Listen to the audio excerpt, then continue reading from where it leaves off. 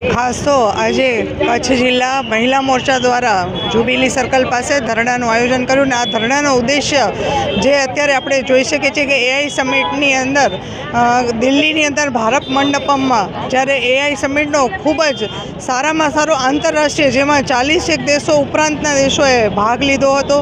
અને કોંગ્રેસના યુવાનોએ એક નેતાગીરી ખોટી આવીને કરી અને ટી શર્ટો ઉતારીને જે પ્રદર્શન કર્યું છે તે ખૂબ જ શરમજનક છે. અને એ શરમજનક કૃત્ય માટે આજે અમે લોકોએ ધરણાનું આયોજન કરેલું છે. અને જ્યારે ભારત દેશ અત્યારે એક ઇતિહાસ રચવા ગયો છે, એક ઐતિહાસિક ક્ષણ કહી શકાય એવો અત્યારે સમય હતો, ત્યારે આવી રીતનું કોંગ્રેસે જે વિરોધ પ્રદર્શન કરીને પોતાની એક જેને કંઈ પહેલેથી જે છાપ ખરાબ હતી, છબી ખરાબ હતી, રાહુલ ગાંધી એક રાજકીય રીતની જે પણ સામસામે કદાચ વિરોધ હોય, પણ આ તો ભારત દેશનો વિષય હતો, યુવાઓ માટેનો હતો. આપણા યુવાનો કેટલા જ અરમાનો લઈ અને આ એઆઈ સમિટમાં ભાગ લીધો હતો.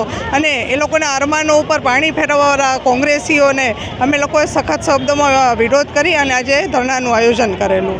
આજે કચ્છ જિલ્લા મહિલા મોરચા દ્વારા ધરણાનું આયોજન કરવામાં આવ્યું હતું. કોંગ્રેસના યુવા નેતાઓ દ્વારા રાહુલ ગાંધીની પ્રેરણાથી જે રીતે આપણે દિલ્હીમાં ભારત મંડપમાં યોજાયેલી ગ્લોબલ એઆઈ સમિટમાં જે રીતે એ લોકોએ વિરોધ કર્યો અને પોતાના ટી શર્ટ ઉતારીને જે રીતે એ લોકોએ સૂત્રોચ્ચાર કર્યા છે, એ ખરેખર ખૂબ જ આપણા માટે એક શરમજનક ઘટના હતી.